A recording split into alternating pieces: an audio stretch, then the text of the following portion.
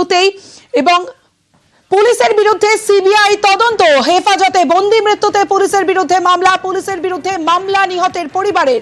আরো একবার আপনাদের জানিয়ে রাখি, পুলিশের বিরুদ্ধে সিবিআই তদন্ত, হেফাজতে বন্দি মৃত্যুতে পুলিশের বিরুদ্ধে মামলা, পুলিশের বিরুদ্ধে মামলা নিহতের পরিবারের। পুলিশের বিরুদ্ধে সিবিআই তদন্ত, হেফাজতে বন্দি মৃত্যুতে পুলিশের বিরুদ্ধে মামলা, পুলিশের বিরুদ্ধে মামলা নিহতের পরিবারের। সরাসরি চলে যাব, আমার সঙ্গে আমার প্রতিনিধি অর্ণব আছে, অর্ণবের সঙ্গে অবশ্যই কথা বলবো। তার আগে আরো একবার জানিয়ে রাখি, 2023 সালের 26শে আগস্টের ঘটনায় সিবিআই তদন্ত।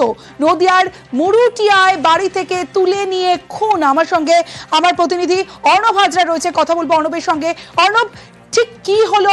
পুলিশের বিরুদ্ধে সিবিআই তদন্তের নির্দেশ এবং কোন মামলার পরিপ্রেক্ষিতে, বিস্তারিত জানবো তোমার কাছ থেকে অর্ণব।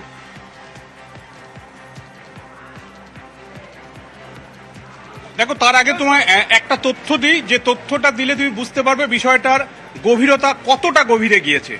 বিচারপতি তীর্থঙ্কর ঘোষ পুলিশি নিষ্ক্রিয়তা বা অতি সক্রিয়তার মামলার শুনানি করছেন, বিচার করছেন পুজোর পর থেকে, নভেম্বর মাস থেকে। নভেম্বর, ডিসেম্বর, জানুয়ারি, ফেব্রুয়ারি, মার্চ, এপ্রিল, অর্থাৎ এই এতগুলো মাসে এই প্রথমবার তিনি সিবিআই তদন্তের নির্দেশ দিলেন। এবং এমন একটা মামলায় সবকিছু বিচার বিশ্লেষণ করার পর, অর্থাৎ কথায় কথায় সিবিআই তদন্ত বা রাজ্য পুলিশকে তুলোধনা তিনি করেছেন, কিন্তু কথায় কথায় সিবিআই তদন্ত দেওয়ার নজির কিন্তু বিচারপতি ঘোষেরও নেই। তিনি এমন কি পেলেন? কারণ বিচারপতি হওয়ার আগে তিনি দুধে ক্রিমিনাল আইনজীবী হিসেবে স্বীকৃত হাইকোর্ট পাড়ায়। তিনি দেখলেন এই ব্যক্তি অর্থাৎ শওকত মন্ডল অগস্ট 2023 সালে তার বাড়ির খুব কাছে একটি বাঁশবাগান থেকে তার দেহ উদ্ধার হয়। পুলিশ তাকে খুঁজতে এসেছিল, পায়নি। পরিবার অভিযোগ করে পুলিশই তাকে তুলে নিয়ে গেছে, তাকে পিটিয়ে মেরেছে। পুলিশ আদপে তাকে গ্রেপ্তার করতে পেরেছে কি পারেনি, সেটাও একটা কোয়েশ্চেন চিহ্ন। তবে পরিবারের অভিযোগ, পুলিশ তাকে খুঁজতে এসেছিল একটি মামলার সূত্রে, তাকে বাড়িতে না পেয়ে কোথাও তাকে পেয়েছে, তাকে থানায় নিয়ে যাওয়ার পথে তার উপর টর্চার করেছে এবং মারা গেছে। এক্ষেত্রে কাস্টোডিয়াল টর্চারের মামলা হয়েছে। কিন্তু ঘটনাটা হচ্ছে, পুলিশ অ্যারেস্ট করেছে অফিসিয়ালি এরকম কোনো নথি কিন্তু রাজ্য বা এক্ষেত্রে পুলিশও বলছে না নদিয়া। তাহলে ঘটনাটা কি ঘটলো? যেখানে বাড়ি এই শওকত মণ্ডলের মুরুটিয়ার, সেখান থেকে 14 কিলোমিটার দূরে একটি গ্রামে অন্য একটি ঘটনা ঘটে। সেই ঘটনার সঙ্গে এই ব্যক্তিকে জড়িয়ে দেওয়া হয়। সেই মামলাটার ইতিমধ্যে একটি সিবিআই তদন্ত দিয়েছে হাইকোর্টের অন্য একটি বেঞ্চ। সেই মামলার সূত্রে যেহেতু ওই 14 কিলোমিটার দূরের ঘটনার সঙ্গে সিবিআই তদন্ত জড়িয়ে, ওই ঘটনার সঙ্গে এই শওকত মণ্ডলের মিসিং হওয়া, তার ডেড বডি উদ্ধার হওয়া, পুলিশের খুঁজতে আসা, কোথাও একটা সাজুজ্য রয়েছে। কাজে এই ঘটনাটাও সিবিআই তদন্ত দেওয়া হোক, তা না হলে জনমনে বা জনমানসে আস্থা ফিরবে না। এই ঘটনায় বিচারপতি তীর্থঙ্কর ঘোষ কেস ডায়েরি দেখার পর দেখলেন পোস্টমর্টমে লেখা হয়েছে কার্ডিয়াক অ্যারেস্টে মৃত্যু হয়েছে, কিন্তু এই ব্যক্তির শরীরে একাধিক রক্তের দাগ পাওয়া গেছে, অর্থাৎ ক্ষতচিহ্ন, এবং যে ক্ষত থেকে রক্ত বেরিয়েছে এবং যে রক্ত ক্ষরণ হয়েছে সেগুলি সাধারণভাবে কার্ডিয়াক অ্যারেস্টের ক্ষেত্রে হয় না। তাহলে কেউ একটা মিথ্যা বলছে, সেটা হতে পারে পুলিশ, হতে পারে অন্য কিছু। তাহলে রহস্য একটা রয়েছে।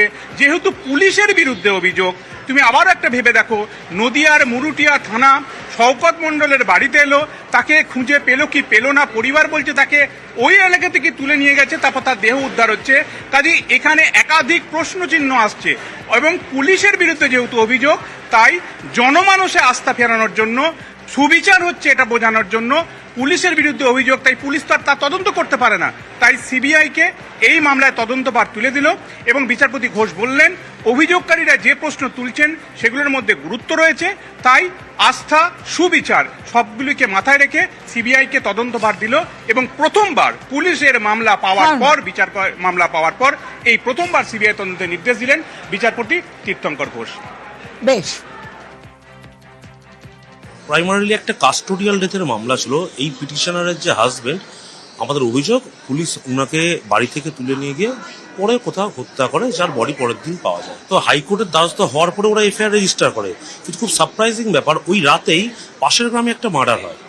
এবং সেই মার্ডারের সব আসামি আমাদের পুরো পরিবারকে করে দেয়। কেস নাম্বার হয় 274, আমাদের এফআইআরটা কমপ্লেনটা আগে হওয়ার সত্ত্বেও আমাদেরটা পড়ে 274 নম্বর কেস নম্বরে যখন আমরা অ্যান্টিসিপেটরি বেল করতে আসি অনারেবল হাইকোর্টে, ডিভিশন বেঞ্চ এটাকে সিবিআই তদন্তে দেয়।